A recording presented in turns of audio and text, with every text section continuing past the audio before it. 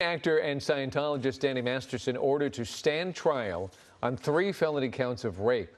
Masterson has pleaded not guilty.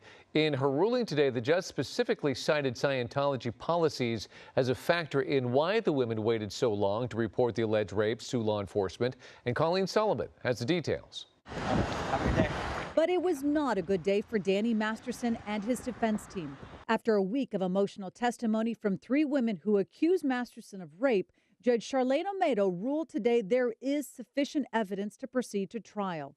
In arguments today, Masterson's defense attorney Sharon Applebaum said that all 3 women had credibility issues, motivations to lie, and that the incidents were between 17 and 20 years ago. Memories fade and change over time, she said. All 3 alleged rapes occurred at Masterson's then Hollywood Hills home between 2001 and 2003. Applebaum accused the 3 women of collusion and changing their stories. Of Jane Doe 1, quote, she joined a sisterhood with the other woman who want to take down Danny Masterson and Scientology. The Church of Scientology is not on trial, but it's played a key role in this preliminary hearing. All 3 women testified that it is a suppressive act in Scientology to report a fellow Scientologist to law enforcement. Chrissy B., who gave Eyewitness News permission to use her first name and show her photos, testified that she told the church back in 2001, but says that she was put on an ethics program and told by a Scientology executive at the Celebrity Center that she had pulled in or caused the alleged rape.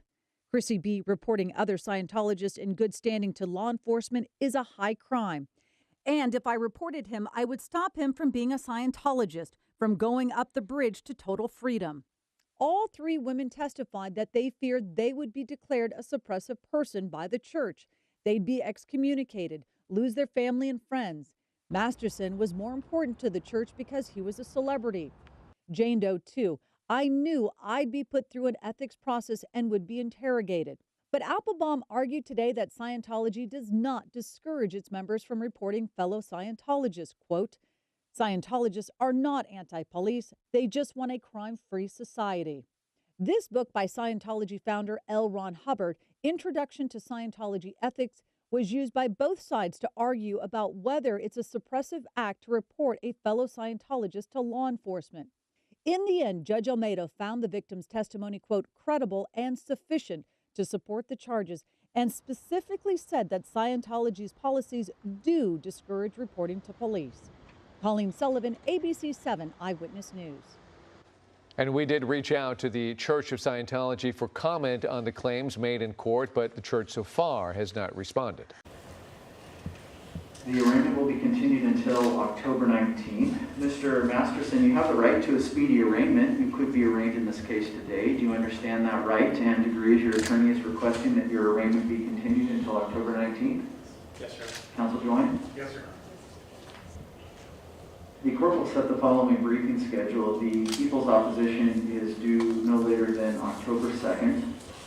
Any defense reply is due no later than October 9th. And any SIR reply filed by the people to the defense reply is due no later than October 15th. The demurrer will be litigated on October 19th.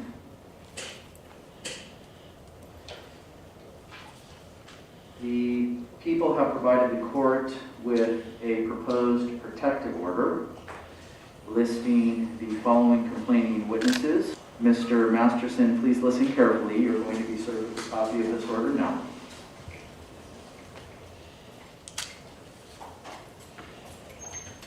You must not harass, strike, threaten, assault, follow, stop, molest, destroy or damage personal or real property, disturb the peace, keep under surveillance, or block movements of the protected party. You must not own, possess, buy, or try to buy, receive or try to receive, or otherwise obtain a firearm or ammunition. You must surrender to local law enforcement or sell to a licensed gun dealer any firearm owned by you or subject to your immediate possession or control within 24 hours, and should report that you have complied within 48 hours. You must not attempt to or actually prevent or dissuade any victim or witness from attending a hearing or testifying or making a report to any law enforcement agency or person.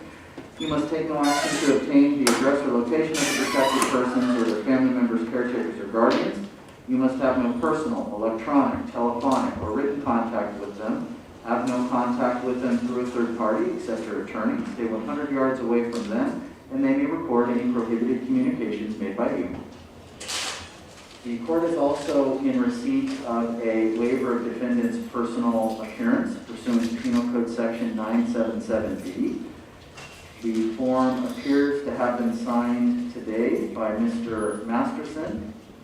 Mr. Masterson, did you sign this form, sir? Yes, Your Honor.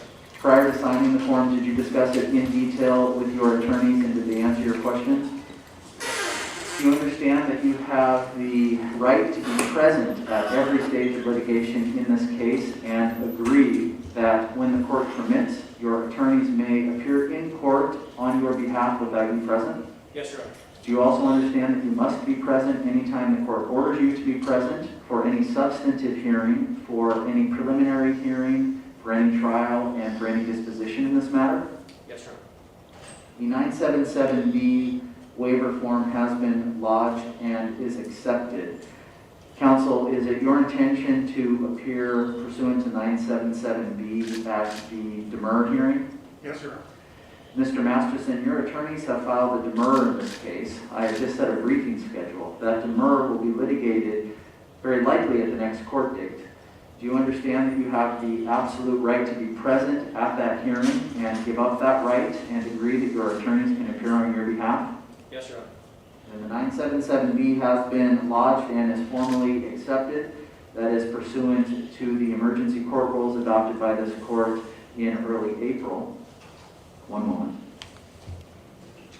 And let me ask, counsel, do you join in that request to appear pursuant to 977B for purposes of the demurrer hearing? Yes, Your Honor. Turning to the protective order that has been, the request for a protective order that has been filed by the defense, the court has reviewed it. Have the people received a copy of this order request?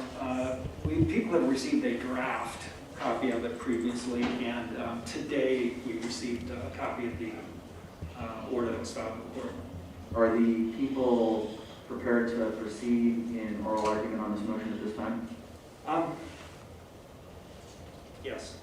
All right, let me turn to the defense. It is the defense motion. Is there anything that you would like to add to your moving papers at this time, counsel? No, Your Honor, I rest on my papers. People? Your Honor, people are opposed to this order as it's currently constructed. First of all, it is the people's interest, certainly, to avoid any kind of a dissemination of evidentiary matter that would have a reasonable likelihood of prejudice in this case. We obviously share that concern and that interest with the defense. However, this protective order, as it's currently drafted, as it's constructed, is objectionable. First of all, it's overbroad. It's grossly overbroad. And I think it asks this court to exercise jurisdiction over parties, third parties, that is beyond the scope of the court's jurisdiction, respectfully. In addition to that, as it's written, it's foreseen that this is going to require numerous hearings. That's going to expend judicial resources when judicial resources are already short. Merely on the application of the order itself, and under various circumstances, because defense counsel has not yet reviewed the discovery. They've been turned over a copy of that today. But as it stands now, there is a lot of evidence that is in third parties' possession, and it would be, as this document is drafted, would be very, very difficult to kind of exercise any kind of court order over the documents as they are. So it needs to be more narrowly tailored. I think as it's written, it's grossly overbroad, and And again, I think also premature, since council has not yet reviewed the evidence. They don't know what it's contained and what their order is asking to limit in terms of the disclosure. Your Honor, just for the record, we did send a copy. The draft is the same copy that we submitted today, just without the word draft on it, to Mr. Mueller on September 4th. So we had hoped that any issues could have been worked out prior to today's court date, if there had been any issues with overbroadness. We did not receive any response back, other than that it had been received. Your Honor, in response to what Mr. Mueller did say about this being outside of the scope of the court's authority of the people to restrain, there is case law that the court does have jurisdiction over multiple people, including court staff, law enforcement officers, and witnesses that would potentially appear in your court. So for that reason, we disagree. Anything further from the defense at this time? No, Your Honor.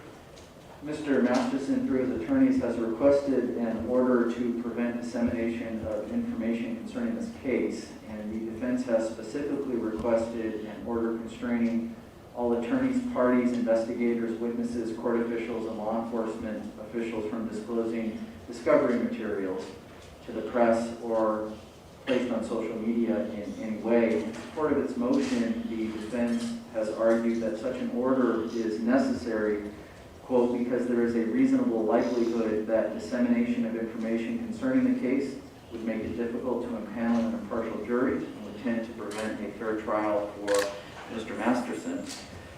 The defense has urged this court to review and adopt the reasonable likelihood test as set forth in Younger v. Smith, that's 30 Cal 3rd 138, which supports the issuance of such an order when there is a reasonable likelihood that information about the case would make it difficult to impanel an impartial jury or prejudice the defendant's ability to receive a fair trial. The court will also note that it has reviewed the clear and present danger test as set forth in Near v. Minnesota, 283 U.S. 697, in conducting this analysis. Under either standard, such orders are considered an extraordinary remedy and one that must be relied upon only when a sufficient showing has been made. At this stage of litigation, based on the representations of defense counsel and the case law set forth in the defense moving papers, the court does not find that a sufficient showing has been made to support such an extraordinary remedy, and therefore the request for a protective order at this stage is denied. It's denied without prejudice. Turning to the question of bond, it appears that Mr. Masterson has posted bond in the schedule amount of $3,300,000. Would the people like to be heard? No, Your Honor. People would obviously seek to have that stand per schedule. Bond is to stand. Is there anything further from the defense at this time? No, Your Honor. Anything further from the people? No, Your Honor. All right, have a good day, everyone. We'll see you back here on October 19th.